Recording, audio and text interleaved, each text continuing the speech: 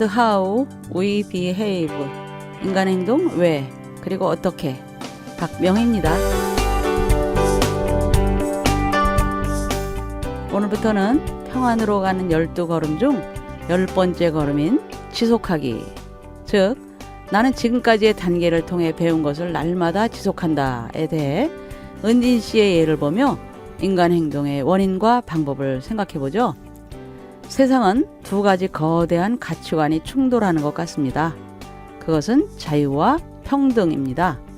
자유라는 개인의 선택을 강조하는 자본주의 체제와 평등이라는 사회적 지향을 강제하는 사회주의 체제는 여전히 갈등을 일으키는데 한 시인이 역설했죠. 자본주의가 자연이라면 사회주의는 당연이라고. 시인의 상상력이 이 둘을 맞붙이려 했지만 이 땅 위에서는 두 가치관이 만나기는 쉽지 않을 듯합니다. 서로 강제하면서 평행선을 달리지 않을까 합니다.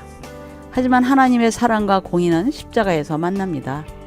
인류의 죄를 향한 하나님의 진노가 사랑하는 외아들의 피 흘림에서 그치죠. 그리고 바로 그 지점에서 온 인류를 정결하게 하시는 사랑이 흘러나옵니다. 십자가의 신비는 하나님의 경륜에 깊이 있죠.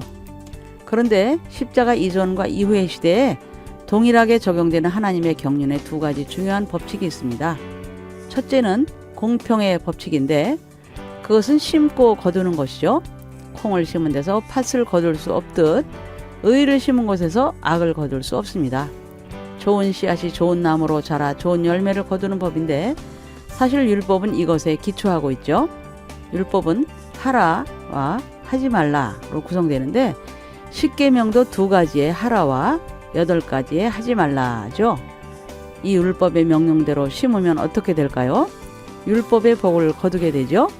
그런데 문제는 율법대로 우리가 할 수 있는 능력이 없다는 데 있습니다. 하라는 것을 하지 못하고 하지 말라는 것을 하는 상태가 죄이죠. 이렇게 죄를 심으면 어떻게 될까요? 당연히 율법의 저주를 거두는데 결국 심판이죠. 이것은 은혜의 시대에도 마찬가지입니다. 하지만 은혜의 시대에는 율법을 지킬 수 있는 힘이 은혜로 주어집니다. 이것이 가장 큰 차이점이죠. 성령께서 이것을 가능하게 하시는데 은혜의 사람은 율법이 쉬워지죠. 하나 잊지 마십시오. 이것은 절대적으로 하나님으로부터 부어지는 힘이라는 사실을요. 두 번째는 증가의 법칙입니다. 증가의 법칙은 곱의 결실을 거둔다는 것인데 거둘 때는 뿌린 것 이상의 결실을 담게 되죠. 아니 그 몇 배를 거두게 되죠.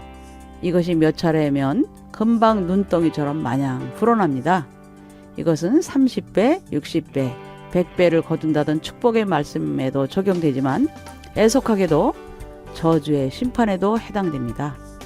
만일 그리스도의 끊임없는 중보와 대속하심이 없다면 샌드포드의 통찰처럼 지구는 죄의 무게로 붕괴해 버리고 말 것입니다.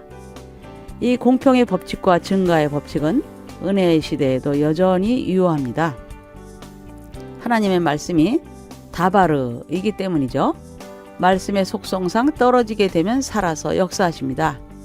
있으라 하시면 있게 되고 끝이라 하면 끝이 됩니다. 그 말씀은 씨앗이 되어 우리의 마음에 떨어집니다. 주님은 늘 우리의 마음에 말씀의 씨앗을 뿌리십니다. 좋은 씨앗이죠. 하지만 악한 원수도 가라지를 심습니다.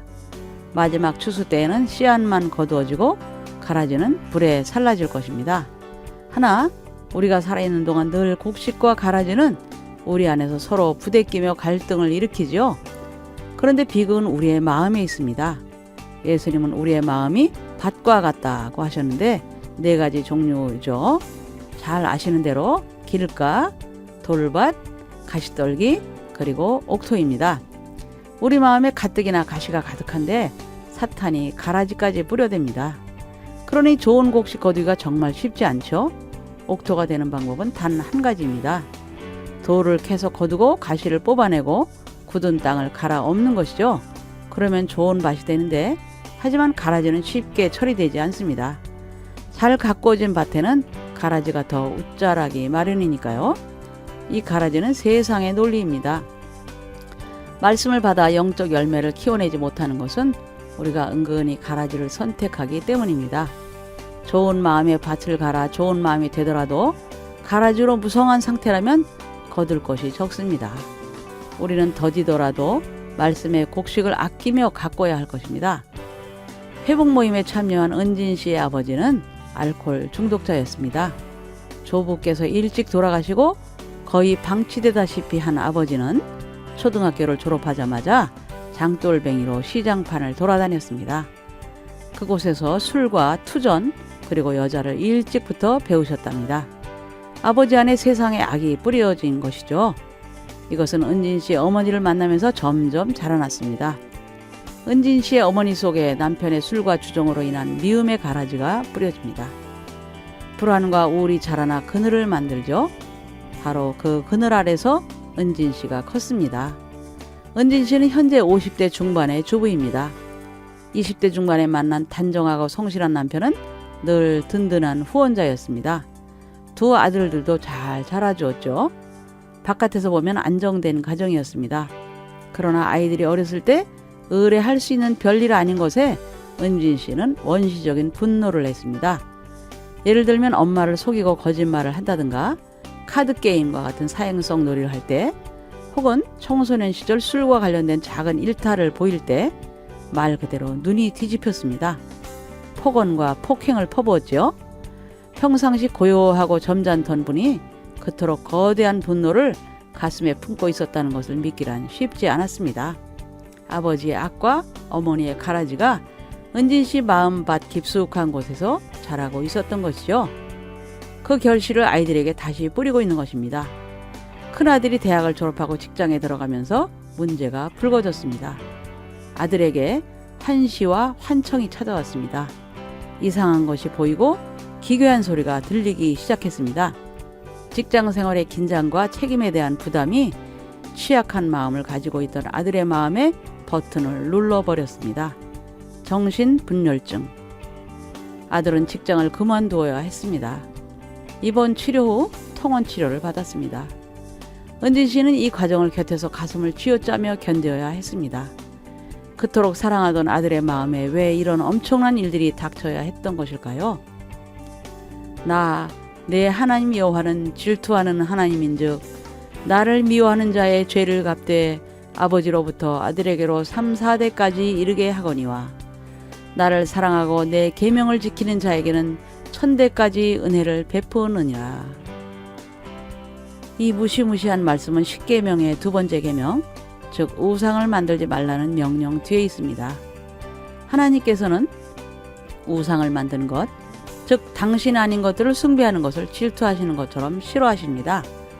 많은 중독 전문가들이 이야기하듯 중독은 우상 숭배입니다.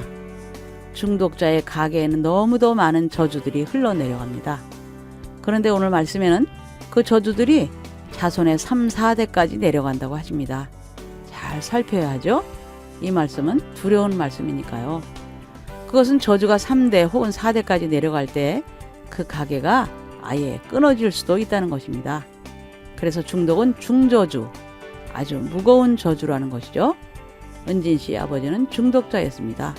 그것도 술, 도박, 성, 이렇게 3가지 중독이 함께 있었습니다. 은진 씨 마음에 이 악의 씨가 자라나고 있었던 거죠. 아들이 은진 씨의 강력한 분노를 일으킨 장면은 사실 은진 씨 아버지가 남겨놓은 상흔을 건드리는 것들이었습니다. 즉 아버지를 향한 분노가 첫째 아들에게 쏟아 부어진 것이죠. 공평의 법칙, 즉 뿌린 것을 거두는 것이죠. 아버지는 중독을 뿌려 은진 씨로부터 증오를 거두었습니다. 은진 씨는 그 증오를 다시 아들에게 뿌린 것이죠. 그 결과 아들은 정신의 분열을 거두게 됩니다. 증가의 법칙, 즉 더 커다란 쓴 열매가 나타나고 말았습니다. 다시 말씀으로 돌아가 봅시다. 소망의 말씀이 뒤이어 나오는데 사랑하고 계명을 지키는 자에게는 1000대까지 흘러가는 축복이 있습니다. 이것이 은혜죠. 비록 첫째 아들의 발병으로 은진 씨는 회복 모임에 참여하게 되었지만 하나님의 보이지 않으시는 손길은 또 다른 좋은 씨앗을 은진 씨 마음에 이미 뿌려놓으셨습니다. 은혜는 또 다른 씨 뿌림이기 때문입니다. 만일 아들에게 닥친 불행이 없었다면 은진 씨는 자신의 모습을 정직하게 들여다볼 생각도 하지 못했을 것입니다. 그리고 하나님을 알지도 만나지도 못했을 겁니다. 또한 회복의 새로운 물줄기를 만나지도 못했겠지요. 은진 씨는 이런 깨달음을 회복 모임에서 얻었다고 했습니다. 오히려 감사하다고 말씀하시더군요.